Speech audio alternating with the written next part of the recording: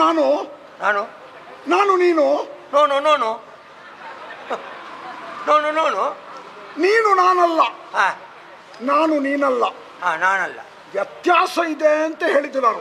ಏನಿಲ್ಲ ಏನಿಲ್ಲ. ಏ ನಿನ್ನ ಹಾಗಲ್ಲ ನಾನು. ಮುಖ ನಮ್ಮನ್ನೆಲ್ಲ ಸುಡುವುದು ಅಂಥದ್ರಲ್ಲಿ. ಮುಖ ನಾವೆಲ್ಲ ಸಾಯ್ಲಿಕ್ಕೆ ಉಂಟೇನು? ಮುಖ ಹಿಂಗೆ ಮಾತಾಡ್ನ.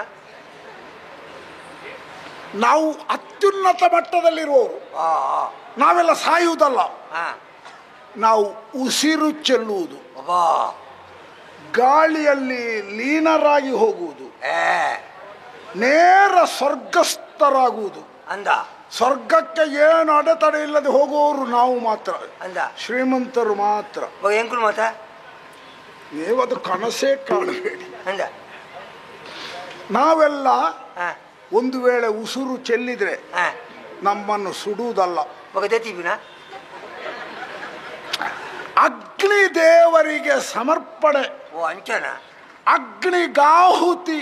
ಓ ನೀವೆಲ್ಲ ಸತ್ತರೆ ಹೆಸರೇನು ಗೊತ್ತಾ? ಏನು? ಅವ ಸತ್ತು ಮಣ್ಣು ತಿಂದು ಹೋದ, ಅವ ಮರಕಟ್ಟಿ ಹೋದ. ಪರಿಚಯ ಇದೆಲ್ಲ ನಿಮಗೆ. ನಾವೆಲ್ಲ ಹಾಗಲ್ಲ, ನಾವೆಲ್ಲ ಸಾಯುವುದಲ್ಲ, ಮಲ್ಲ ಮಟ್ಟದ ಅಮರರಾಗುವುದು. ಯಾವುದು? ಅಮ್ಮಮ್ಮರಾಗುವುದು. ಅಮ್ಮೆರಲ್ಲ, ಅಮರರಾಗುವುದು. ನಾವು ಚಿರಸ್ಥಾಯಿಯಾಗಿ ಉಳಿತೇವೆ ಅನ್ನುವಂತಹ ನಂಬಿಕೆ. ಅಂದ ಇರಲಿ ಬಿಡು. ಹೇಳು, ನಾವು ಸತ್ತಾಗ ನಮ್ಮನ್ನು ಸುಡುವುದಲ್ಲ, ಅಗ್ನಿಗರ್ಪಣೆ. ಅಗ್ನಿ ಯಾವುದ್ರ ಮೂಲಕ? ಗಂಧ, ಶ್ರೀಗಂಧ, ಚಂದನ, ಆತನ ವಾಸನೆ. ನಮ್ಮ ಮಟ್ಟವು, ನಮ್ಮ ಮಟ್ಟ. ನೀವೆಲ್ಲ ಸತ್ತರೆ ಸಿಕ್ಕಿದ ಮರದ ಒಣಗಲ್ಗೆಲ್ಲ ತೆಗೆದು ತುಂಡು ಮಾಡಿ ತರಗೆಲ್ಲ ರಾಶಿ ಹಾಕಿ ಅರೆ ಬರೆ ಸುಟ್ಟು ಉಳಿದ ಭಾಗವನ್ನು ಚರಂಡಿಗೆ ಬಿಸಾಕಿ ಬಿಡುವುದು. ಕೆರೆಂಗವು ಅಂದ್ರೆ ಅರೆ ಬರೆ ಗೊತ್ತಾದ ಕೆರೆಂಗವು ಅಷ್ಟೇ. ಅದು ಎಲ್ಲಿಂದ ಅವು ಮುಳ್ಬಾರ್ದು ಕಾಡು ಹಿಡಿದು ಕರ್ತ್ಕಂತೀನಿ ನಾನು. ಇತ್ತೆ ಪುರ ಮಾತ ಕಾಡಿಗೆ ಮಾತ ಪೊಗ್ಗುಲೆ ಕಿಚ್ಚಿ ಸ್ವಾಮಿ ಹೆಂಗ್ ಪೋಯ್ ತಿಂಗಳು ಎಡೇಣ ಕಣಕ್ಕೆ ಬೋಡುತ್ತು ಒಳ್ಳೆ ಅವಳು ತೋಜಿನ ನೇಲೆ ಕಾಡಿಗೆ ಪೊಗ್ಗಿನಿ ನಾನು ಪೊಗ್ಗುವೇನೆ ಅವಳು ಎದುರುಡೆ ಬರೆದಬಾರ್ದು. ಏನಂದು? ಇದು ಅಭಯರ ಅರಣ್ಯ. ಅವು ಅಭಯಗೆ ಯಾವ ಅಭಯರು? ಬೆದರದ ಹುಚ್ಚಪ್ಪ. ಅವರು ಇಲ್ಲಿ ಏನು ಮಾಡಿ ಇಟ್ಟಿರ್ಲಿಕ್ಕಿಲ್ಲ, ಅವರ ಊರಿನಲ್ಲಿ ಮಾಡಿ ಇಟ್ಟಿರ್ಬಹುದು ಬೇಕಾದಷ್ಟು. ಬರೀತಿದ್ವಿ. ಅದು ಅಭಯರ ಅರಣ್ಯ ಅಲ್ಲ, ಅಭಯಾರಣ್ಯ. ಸ್ವಲ್ಪ ಎಳಿಬೇಕು. ಅಭಯಾರಣ್ಯ ಅಂದ್ರೆ ಅಲ್ಲಿ ಪ್ರಾಣಿ ಪಕ್ಷಿಗಳು ಭಯಮುಕ್ತವಾಗಿ ಸಂಚಾರ ಮಾಡಬೇಕು, ಆ ಉದ್ದೇಶ. ಆರ್ಲ ವಿಷಯ ಬರ್ತೀವಿ ಯಾನು ಬರಿತ ಕಾಡಿಗೆ ಹೋಗಿ ಬರಿತ ಕಾಡಿಗೆ ಹೋಗುವೇನೆ ಅವಳ ಬರಿದು ಬಾರ್ದು. ಏನೆಂದು? ಇದು ರಕ್ಷಿತನ ಅರಣ್ಯ, ನನ್ನತ್ತೆ ರಮ್ಯನ ಅರಣ್ಯ ಒಳನಾಡು. ಅದೆಲ್ಲ ಸಿಗ್ಲಿಕ್ಕಿಲ್ಲ. ಸಿಕ್ಕಂದ ಇಲ್ಲಿ ಪ್ರಯತ್ನ ಪಟ್ಟು ಹುಡುಕಿದರೆ ರಾಧಿಕನ ಅರಣ್ಯ ಸಿಗಬಹುದು ಈ ಭಾಗದಲ್ಲಿ. ಅಲ್ಲೆಲ್ಲ ಉಂಡ? ಅಲ್ಲೆಲ್ಲ ಉಂಡ? ಈ ಭಾಗಕ್ಕೆ ಹೋಗ್ಬೇಕು. ಅಲ್ಲೆಲ್ಲ ಉಂಡ? ರಮ್ಯನ ಅರಣ್ಯ ಯಾವ? ನಿನ್ನ ರಕ್ಷಿತ ರಮ್ಯ ಅಲ್ಲಿ ಬರೀತೀನಿ. ಅದು ಹಾಗಲ್ಲ. ರಕ್ಷಿತಾರಣ್ಯ, ರಕ್ಷಣೆಗೆ ಒಳಪಟ್ಟ ಪ್ರದೇಶ ಅಂತ ಬರೆಸಿ ಹಾಕಿದ್ದು ನಾನೇ. ಓ ಈರೇನ ಮತ್ತೆ ಎಂಕ್ ಬರವಿಚ್ಚಿ ಸ್ವಾಮಿ ಎಂಕ್ ತಾನೆ ಗೊತ್ತು. ನಿನಗೆ ಬರಹ ಮಾತ್ರ ಅಲ್ಲ, ನಿನಗೆ ಸಂಸ್ಕಾರವಿಲ್ಲ ಮೂರ್ಖ. ಉಂಡಿ ಅವುಂಡು. ಯಾವುದು? ಸಂಸಾರ. ಸಂಸಾರ ಅಲ್ವೋ ಬೆಪ್ಪು ತಕ್ಕಡಿ. ಸಂಸ್ಕಾರ ಅವೇ ಸಂಸ್ಕಾರದ ಬಾಲ ಪಾಠವೇ ನಿನಗಾಗ್ಲಿಲ್ಲ. ಸಂಸ್ಕಾರ ಅಂದ್ರೆ ಆಚಾರ ವಿಚಾರ ನಡೆ ನುಡಿ. ಇನ್ನೊಬ್ಬರು ಗೌರವಾನ್ವಿತ ವ್ಯಕ್ತಿಗಳು ಬಂದಾಗ ಎದ್ದು ನಿಂತು ಗೌರವ ವ್ಯಕ್ತಪಡಿಸುವುದು, ಸಭೆ ಸಮಾರಂಭಗಳಲ್ಲಿ ಪೂರ್ಣವಾಗಿ ಭಾಗವಹಿಸುವುದು, ಪದೇ ಪದೇ ಎದ್ದುಕೊಂಡು ಅಲ್ಲಿಗೊಮ್ಮೆ ಹೋಗುವುದು ಇಲ್ಲಿಗೊಮ್ಮೆ ಬರುವುದು, ಅದೆಲ್ಲ ಸಭಾ ಲಕ್ಷಣ ಅಲ್ಲ. ಅದು ಬಿಡು, ಅದು ವಿಷಯವೇ ಬೇರೆ. ಸಂಸ್ಕಾರ ಎನ್ನುವುದು ಹಾಗೆಲ್ಲ ಬರ್ತದೆ, ಅದರ ಬಾಲಪಾಠವು ನಿನಗೆ ಆಗ್ಲಿಲ್ಲ. ಬಿಡು. ಸಂಸಾರ ಅಂತ ಹೇಳಿದೆ ಅಂದ್ರೆ ನಿನಗೆ ಮದುವೆ ಆಗಿದೆ ಅಂತ ಹೇಳ್ತೀಯಾ? ಮದುವೆ ಆತ ಎಂಕೊಂಜಿ ತುಂಡು ಬಡಿದಿಲ್ಲ. ಹೌದಾ? ಓ ಪುಣ್ಯಾತ್ಮ, ಓ ಪುಣ್ಯಾತ್ಮ. ಏನೋ ನಿನ್ನ ಬಗ್ಗೆ ಸ್ವಲ್ಪ ಧ್ವನಿ ಏರಿಸಿ ಮಾತಾಡಿದೆ. ಬಡವರಲ್ಲೂ ಎಂತೆಂಥ ತ್ಯಾಗದ ಗುಣಗಳಿದೆ ನೋಡು. ನಿನ್ನ ಈ ಒಂದು ತ್ಯಾಗಕ್ಕೆ, ನಿನ್ನ ಈ ಸಾಮಾಜಿಕವಾದ ಕಳಕಳಿಗೆ ನಾನು ನಿಜವಾಗಿಯೂ ಮೆಚ್ಚುಗೆಯನ್ನು ವ್ಯಕ್ತಪಡಿಸ್ತೇನೆ. ಯಾಕೆ ಬಲ್ಲೆಯ? ಓರ್ವಾಕೆ ಅಂಗವಿಕಲೆಯನ್ನು ನೀನು ಮದುವೆ ಅದೆಲ್ಲ, ಆಕೆಗೆ ಬಾಳುವೆ ಕೊಟ್ಟೆ ಅಲ್ಲ. ನೀನು ನಿಜವಾದ ಸಮಾಜದ ಒಬ್ಬ ಕಳಕಳಿಯ ವ್ಯಕ್ತಿ ಆದರೆ ನೀನು ಸಂತೋಷ ಆಯಿತು. ಅಂದ ಹಾಗೆ ನಿನ್ನ ಹೆಂಡತಿಯ ಯಾವ ಅಂಗ ಇಲ್ಲ?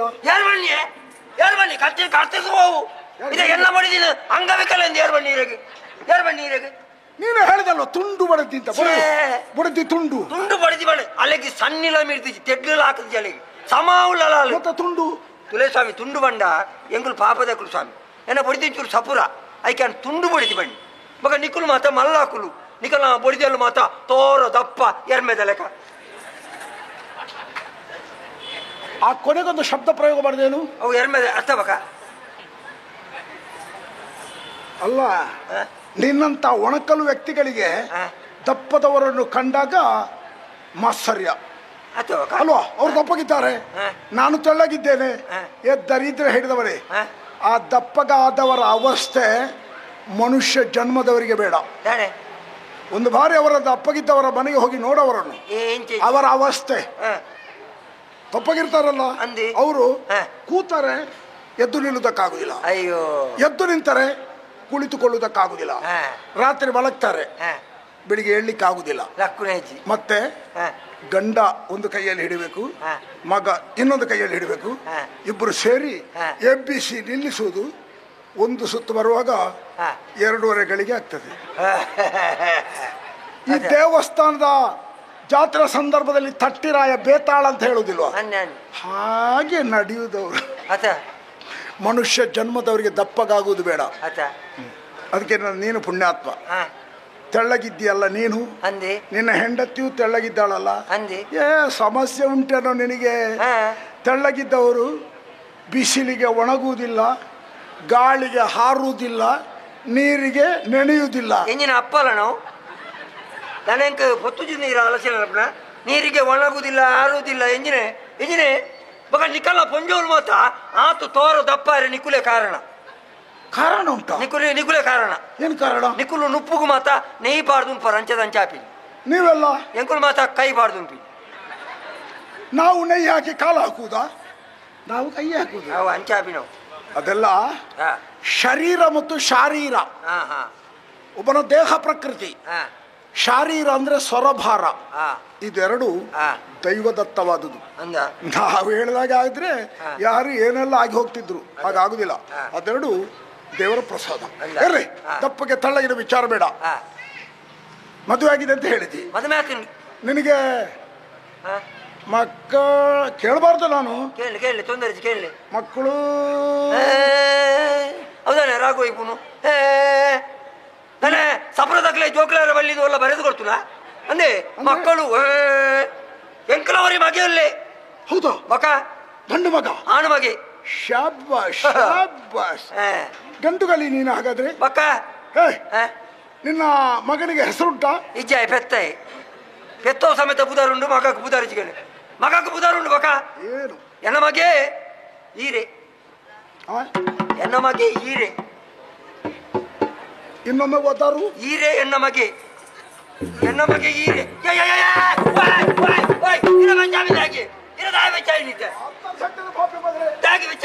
ನಿನ್ನ ಮಗ ನಾನು ಏರ್ ಬಣ್ಣಿ ಅಂಚೆ ಏರ್ ಬಣ್ಣಿ ಅಂಚೆ ಅತ್ತ ಸ್ವಾಮಿ ಇರು ತಪ್ಪಗೆ ಇರುತ್ತಾರೆ. ಇರು ಎನ್ನ ಮಕ್ಕಳ ಬುಧಾರಿ ಈರಪ್ಪೇಂದು. ಈರಪ್ಪನೇ ಅಣ್ಣ ಈರಪ್ಪೆ ಅಂದ್ರೆ ತಿನ್ನಕಾಯಿ ಅಮ್ಮೆ ಗುರುಜನ ಆಯ್ಕೆ ಮಗೆ ಈರೆ. ನಿನ್ನ ಮಗನಿಗೆ ಹೆಸರಿಡುವಾಗ ನಿನ್ನ ತಲೆಯಲ್ಲಿ ಇಲ್ಲಿ ಕಂಕುಳಾಡಿಯಲ್ಲಿ ಇತ್ತ? ಏರ್ ಬುಧಾರ್ ತೀತೀನಿ ಏರ್ ಯಾನ್ ತೀತೀನಿ ಹತ್ತು. ಮತ್ತೆ ಯಾರು? ಅವ 6 ನೂಲ್ಬಾಡಿನ ಭಟ್ರು ಅಣ್ಣೇರು. ಮಗ ನಿನ್ನದ ಅವರ್ದ? ಮಗೆ ಎಣ್ಣನೆ ಸ್ವಾಮಿ. ಮತ್ತೆ ಅವ್ರು ಯಾಕೆ ಉದಾರ ಎಂಕ ಬರೋ ಇಜ್ಜತೆ ಉದಾರ ರೀತಿನ 6. ಓ ಮೂರ್ಖ, ದಾಣೆ, ಓ ಪಾಪಿ, ದಾಣೆ ನಿನ್ನ ಜನ್ಮಕ್ಕೆ ದಾಗಿ ಅವರಲ್ಲಿ ಹೆಸರಿಟ್ಟಿದೆ ಇರಿಸಿದೆಯಲ್ಲ ನಿನ್ನ ಮಗನಿಗೆ ಅಂದಿ. ಅವರೆಂತ ಬುದ್ಧಿವಂತರು ನೋಡು. ದಾಣೆ ಈಗ ಅವರ ಮನೆಯ ಮಕ್ಕಳ ಹೆಸರು ಕೇಳಿದ್ಯಾ? ಎಂಚ ದೇವಾದಿ ದೇವತೆಗಳ ಎಲ್ಲ ಹೆಸರು ಅವರ ಮನೆಯ ಮಕ್ಕಳಿಗೆ. ಹೋಗಂದಾರಿ ಸುಬ್ರಹ್ಮಣ್ಯ, ಶ್ರೀಹರಿ, ಆಮೇಲೆ ಗಣೇಶ, ಲಕ್ಷ್ಮೀನಾರಾಯಣ, ಅಶೋಕ,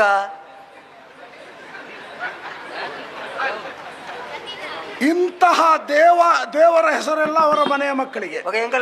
ನಿನ್ನಂತ ಬಡಪಾಯಿಯವರ ಮನೆಯ ಮಕ್ಕಳ ಹೆಸರು ಈರಪ್ಪೆ, ಮೋಂಟೆ, ಕುಜಿಂಬೆ, ಕೊರಸಂಡಿ. ಹೌದಾನೆ ಅಂಚ ಮತದಾನೆ ವಂಚ. ಅವರು ಮಹಾಬುದ್ಧಿವಂತರು. ದೂರಾದೃಷ್ಟಿ ಅವ್ರದ್ದು ನೋಡು. ಎಂದಾದ್ರೂ ಒಂದು ಸಂದರ್ಭದಲ್ಲಿ ನಿನ್ನೊಂದು ಕೆಲಸ ಕಾರ್ಯ ಅವರಲ್ಲಿ ಮಾಡಿಸುವ ಸಂದರ್ಭ ಬಂದಾಗ ಹೆಸರು ಕೇಳ್ತಾರೆ. ಹೆಸರು ಕೇಳುವಾಗಲೇ ಗೊತ್ತಾಗ್ತದೆ ನೀನು ಯಾವ ವರ್ಗಕ್ಕೆ ಸೇರಿದವ ಅಂತ. ಸ್ವಲ್ಪ ದೂರ ಅಂತ ಹೇಳ್ಬೋದಲ್ಲ. ಅವ್ರು ಮಹಾಬುದ್ಧಿವಂತರು. ಮಂಡ ಖರ್ಚಿದಾರ ಅಣ್ಣ ಈ ವರ್ಷದ ಮಗೆ ಪುಟ್ಟಿನ ಬರ್ಪೇರ್ ಸೇಂಗ ಕುಡಂಜಿ ಬಾಲೆ ಅಂಡ ಯಾನ ಸೀದಾ ಈರ್ನ ಕೈತಲ್ ಬರ್ಪೆ ಈರ್ ನಿಗಂಟ ಅವ್ರು ಬಟ್ರ ಸೆಟ್ರ ಅಂತೂ ನಿನ್ನ ಮಗುವಿಗೆ ನೀನು ಹೆಸರಿಡುವುದಿಲ್ಲ. ಎಂಕ ಬರೋಯ್ತಿ ಸ್ವಾಮಿ. ಬೇಡ, ಎಷ್ಟಾದ್ರೂ ಅಷ್ಟೇ ಇರ್ಲಿ. ಅಂಚ ಮಗೆ ಉಳ್ಳಿ ನಿನ್ನ ಮಗ ಏನು ಮಾಡ್ತಾ ಇದ್ದಾನೆ? ಎನ್ನ ಮಗೆ ಕಲ್ತೊಂದುಳ್ಳಿ. ಬೇಷ್ ಬೇಷ್. ಇಷ್ಟು ಮಾತಿನಲ್ಲಿ ಈ ಮಾತನ್ನು ಕೇಳಿದಾಗ ನನ್ನ ಹೃದಯ ತುಂಬಿ ಬಂತು. ಒಯ್ಕಂದಾರು ಕೂಡ ವಿದ್ಯೆ ಬೇಕಪ್ಪ, ವಿದ್ಯೆ ಬೇಕು. ದಾರ್ಶನಿಕರು ಹೇಳಿದ ಮಾತು ಅದೇ. ವಿದ್ಯೆಯಿಂದ ಸ್ವತಂತ್ರರಾಗಿರಿ, ಸಂಘಟನೆಯಿಂದ ಬಲಿಷ್ಠರಾಗಿರಿ. ಈ ಮಾತು ನಿಜವಾಗಿ ಆವಿರ್ಭವ ಆಗಬೇಕಾದ್ದು ಎಲ್ಲಿ ಅಂದ್ರೆ ಬಡಪ್ಪಾಯಿಯ ಮನೆಯಲ್ಲಿ. ನಿನ್ನಂತ ಬಡವರ ಮನೆಯಲ್ಲಿ ಒಬ್ಬ ವಿದ್ಯಾವಂತ ಹುಟ್ಟಿ ಬಂದರೆ ಅವ ಸಮಾಜದ ಆಸ್ತಿಯಾಗಿ ಪರಿವರ್ತನೆ ಹೊಂದುತ್ತಾನೆ. ಸಂತೋಷ ಆಯಿತು. ನಿನ್ನ ಮಗ ಏನನ್ನು ಕಲಿತಿದ್ದಾನೆ ಅಂತ ಕೇಳಿದೆ. ಕಲಿತಿದ್ದಾನೆ ಅಂದ ಹಾಗೆ ಅವ ಮಹಾನ್ ಕಲಾವಿದನು, ಕೃಷಿ ಪಂಡಿತನು, ಭೂಗರ್ಭ ಶಾಸ್ತ್ರಜ್ಞನು, ಗಗನಯಾನಿಯಾಗಿ ಸಂಶೋಧನೆ ಮಾಡುವವನು. ಏನನ್ನು ಕಲಿತಿದ್ದಲ್ಲಪ್ಪ ನಿನ್ನ ಮಗ? ಎಲ್ಲ ಮಗೆ ನಡಪ್ಪರ ಕಲ್ತೊಂದುಳ್ಳಿ. ಅಮ್ಮೆ ಅದು ಯಾನೆ ಕೈಟು ಹೋತದು ನಡಪ್ಪರ ಕಲ್ಪ ಒಂದುಳ್ಳೆ ಮುಳ್ಳು ಬಂಜಿಗೆ ತಿನ್ನಿಯರೆ ಗತಿಚಿಂದು ಯಾನುಳ್ಳೆ ಗಗನಯಾನಿಯೋ ಭೂಗರ್ಭ ಶಾಸ್ತ್ರನೋ, ಅವನು ಗರ್ನಲ್ ಬಿಡುವವನು, ಅವನು ಬ್ಯಾಂಡಿನವನು, ಅವನು ಭಾಗವತನು. ನನ್ನ ಪ್ರಾರಬ್ಧ. ನಿಮ್ಮಲ್ಲಿ ಅದನ್ನೆಲ್ಲ ನಿರೀಕ್ಷೆ ಮಾಡುವುದೇ ತಪ್ಪು, ನನ್ನ ತಪ್ಪು. ನಿರೀಕ್ಷೆ ಅಲ್ಪನು ಅವು ಸೈಡ್ ಏನು ಬತ್ತದ ಇತ್ತು ಬರ್ತಾಡತ್ತಿ ಇರು ಏರಿಯಾ ಜನ ಏರಿ ಏನೋ ಬಾತಿರ್ಬೋದು ಅಂತ ಇರುತ್ತೆ. ಇರು ಏರಿ ಜನ ಏರಿ ಗೊತ್ತಾಗ್ಲಿಲ್ವಾ? ಏರಿ ಜನ ಇರು ಗೊತ್ತಿಲ್ವಾ? ಹೆಂಗ್ದಾನೆ ಗೊತ್ತು? ಪ್ರಭು ಪ್ರಭು ಇತ್ತ ಗುರ್ತದಿಕ್ಕಿನ ಪ್ರಭುಕ್ಕಳು ಇಲ್ಲ ಚರ್ಮುರ್ದ ಬೇರೆ ಇಂಚು ಇತ್ತೆ ಪೋಪು ಜನ ಅನ್ನೋದು ಆಟದಲ್ಲಿ ಪೋ ಮಾತ ಯಾರು ನಡುಮುಜಿ ಕಡೆ ತಿಕ್ಕದೇ ಇರಿ ಕಡ್ಲೆ ಬಾಡು ಬಾಡ್ಲೆ ಹಾಕ ಮಕ್ಕ ಎಲ್ಲಿ ಕುಕ್ಕು ಬರ್ ಮತ್ತೆ ಅವೇನಿಂಚೂರು ಬಾಡು. ನಾನೀಗ ಚರ್ಮುರಿ ಮಾರುವ ಪ್ರಭು. ಅವು ಟಕ ಟಕ ಪ್ರಭು ಚರ್ಮ ರಾಜ ಆ ವೆಂಕ್ಲಾಪಲ ಗೋಲ್ದ ಮರ ತಟ್ಟುಗೊಬ್ಬ ರಾಜ ರಾಣಿ ಗುಲಾಮೆ ಅಡೀರು. ನಾನು ಗುಲಾಮ ಮತ್ತು ರಾಣಿ ಅಡ್ಡಿಲ್ಲ ಒಟ್ಟಿಗೆ. ರಾಜ ಅಂದ್ರೆ ಆ ರಾಜ ಅಲ್ಲ, ಯಜಮಾನ, ಒಡೆಯ, ಪ್ರಭು, ವೈಭವ, ನಾಯಕ. ಇದೇ ಊರ್ದ ಅರಸುರತ ಇರು ಓಡೆ ಹೋಗ್ಬಿಣಿ ಹಾಗೆ ಕೇಳಬಾರ್ದು. ಎತ್ತ ಪಯಣ ಕುತ್ತ ಕುತ್ತ ನೀನು ಕುತ್ತ ಎತ್ತ ಪಯಣ ಹಾಗೆ ಕೇಳಬೇಕು. ಯುದ್ಧಕ್ಕೆ ಹೋಗ್ಬಿಣ ಅಲ್ಲ, ಉದ್ದಕ್ಕೆ ಅಲ್ಲ, ಒಂದು 3 ಸಲ ಅಡ್ಡಕ್ಕೆ ಹೋಗ್ಲಿಕ್ಕೆ ಕೊಟ್ಟು ಸಾಧಿಸಿಕೋ ಉದ್ದಕ್ಕಲ್ಲು ಯುದ್ಧ. ಪೆಟ್ಟಿಗೆ ಎದುರಾಳಿಗಳನ್ನು ಕೊಲ್ಲುತ್ತಾ ಮುಂದುವರಿಯುವುದು. ಇತ್ತ ಕತ್ತಿ ಮತ್ತೊಂದು ಇರು ಬೆಟ್ಟಿ ಬಿದ ಬರ್ಬಾರ. ನಿನ್ನಂತ ದರಿದ್ರರನ್ನು ಮಾತಾಡಿಸದಿದ್ರೆ ನಮ್ಮ ಮೇಲೆ ಅದೊಂದು ಅಪವಾದ. ಅವರು ಅವರ ಮಟ್ಟದವರನ್ನು ಮಾತ್ರ ಮಾತಾಡಿಸುದು, ಸಾಮಾನ್ಯರನ್ನು ಮಾತಾಡಿಸುವುದೂ ಇಲ್ಲ. ಮಾತಾಡಿಸಿದ್ರೆ ಒಂದು ಒಳ್ಳೆ ಮಾತು ಬರ್ತದ? ದರಿದ್ರ ಪಿಂಡಗಳು ಸಂತಾನಕ್ಕೆ ಬೆಂಕಿ ಆಗ್ಲಿಕ್ಕೆ ಹಿಂದಕ್ಕೆ ಬರ್ತೇನೆ. ಬರ್ಬಾರ ಏನು ಅಪ್ಪಿತಪ್ಪಿ ಮಾತಾಡಿದ್ದಿ, ಇದಕ್ಕೆಲ್ಲ ಸಿಟ್ಟುಗೊಳ್ಳುವ ನಾನಲ್ಲ. ನೀನು ಬಡಪ್ಪಾಯಿ ಅಂತ ಗೊತ್ತಾಯ್ತು. ಒಂದು ಮಾತು ಹೇಳ್ತೇನೆ ಕೇಳು. ಬಡವನಾಗಿ ಹುಟ್ಟುವುದು ತಪ್ಪಲ್ಲ ಈ ಸಮಾಜದಲ್ಲಿ. ಬಡವರಾಗಿ ಯಾರು ಹುಟ್ಟಬಹುದು, ಆದರೆ ಬಡವರಾಗಿ ಸಾಯಬಾರ್ದು. ಬಡತನದಿಂದ ಮೇಲೆ ಬರುವಂತಹ ಪ್ರಯತ್ನ ಆದ್ರೂ ಬೇಕು. ಒಂದು ಬಾರಿ ನನ್ನ ಅರಮನೆ ಹತ್ರ ಬಾ, ನಿನ್ನನ್ನು ಬಡತನದಿಂದ ಮೇಲಕ್ಕೆತ್ತುತ್ತೇನೆ. ವ್ಯವಸ್ಥೆ ನಾನು ಮಾಡಿಕೊಡ್ತೇನೆ. ಇವತ್ತು ಬೇಡ, ಇಂದು ನಾನು ಯುದ್ಧಕ್ಕೆ ಹೋಗ್ತಾ ಇದ್ದೇನೆ.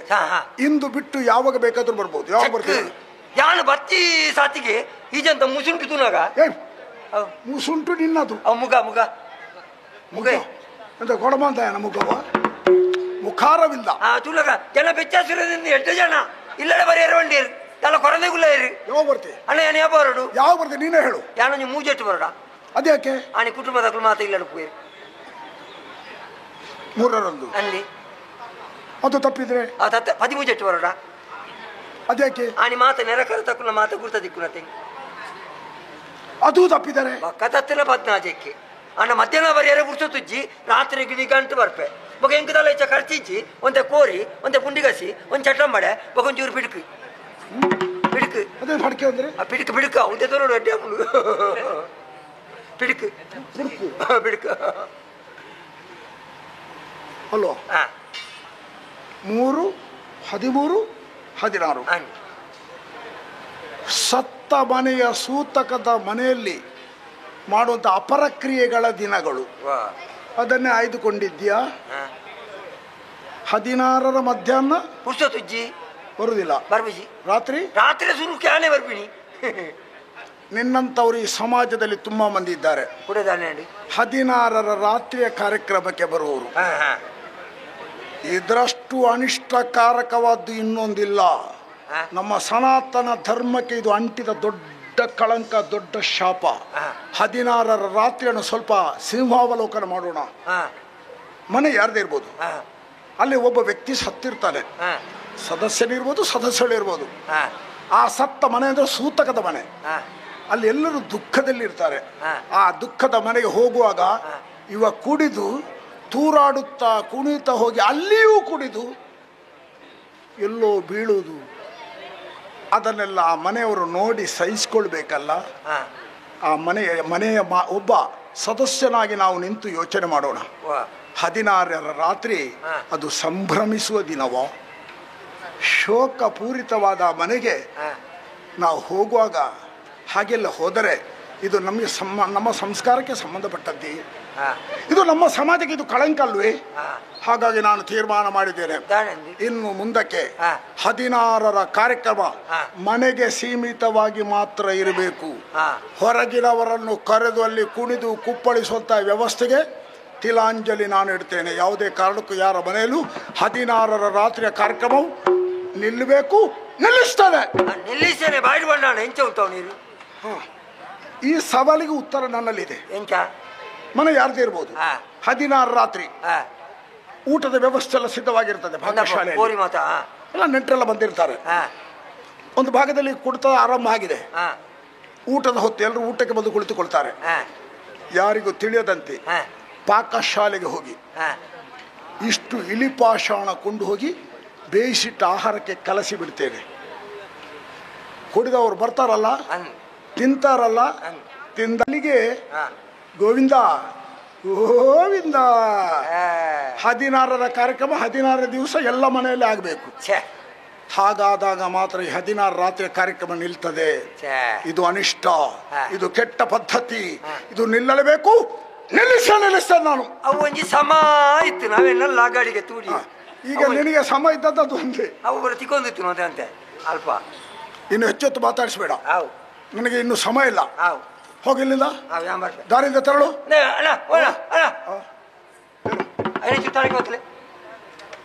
ನಾವೆಲ್ಲ ಅದನ್ನು ಸ್ಪರ್ಶ ಮಾಡ್ತೇವೇನೋ, ನಾವು ಮುಟ್ಟುವುದಿಲ್ಲ, ಅದು ನಮಗೆ ನಿಷೇಧ.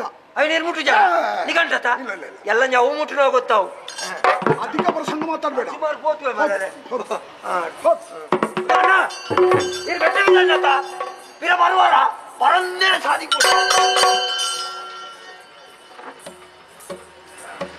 ಕೆಲವರೀಗ ಮನಸ್ಸಿನಲ್ಲಿ ಭಾವಿಸಿರಬಹುದು, ತಾರಿಕಾಸುರ ಮಹಾರಾಜ ಯುದ್ಧಕ್ಕೆ ಹೋಗುತ್ತಿರುವ ಸಂದರ್ಭ ಅಪಶಕುನ ಕಂಡು ಬಂತು. ಹೌದಂತೆ, ರೂಢಿಯಲ್ಲಿ ವಾಡಿಕೆಯಲ್ಲಿದೆ. ಶುಭ ಕಾರ್ಯ ನಿಮಿತ್ತ ಹೊರಟು ಹೋಗುವಾಗ ದಾರಿಯಲ್ಲಿ ಕಟ್ಟಿಗೆ ಮಾರುವವ ಸಿಕ್ಕಿದ್ರೆ ಅಪಶಕುನವಂತೆ. ಹೊಸ ಮಡಿಕೆ ಹೊತ್ತುಕೊಂಡು ಹೋಗುವ ಸಿಕ್ಕಿದ್ರೆ ಅಪಶಕುನವಂತೆ. ಆಮೇಲೆ ಒಂಟಿ ಬ್ರಾಹ್ಮಣ ಸಿಕ್ಕಿದ್ರೆ ಅಪಶಕುನವಂತೆ. ಹೆಡೆ ಎತ್ತಿದ ಸರ್ಪ ಸಿಕ್ಕಿದ್ರೆ ಅಪಶಕುನವಂತೆ. ಯಾರಿಗೆ? ದುರ್ಬಲ ಮನಸ್ಸಿನವರಿಗೆ. ನಮ್ಮಂತ ಪ್ರಬಲರಿಗೆ ಅದು ಯಾವುದಿಲ್ಲ. ನಾವು ಅಪಶಕುನವನ್ನು ಶುಭ ಶಕುನವಾಗಿಸೋ ಸಾಮರ್ಥ್ಯ ಇದೆ. ಇವ ಮುಖ್ಯ ಅಲ್ಲ, ಚಕ್ರವನ್ನು ಪಡೆದಂತಹ ಹೆಣ್ಣು ಅವಳು ತುಂಬಾ ದೂರ ಹೋಗ್ಬಾರ್ದು, ಬೆನ್ನಟ್ಟಿಕೊಂಡು ಹೋಗ್ತಾನೆ ನೋಡು.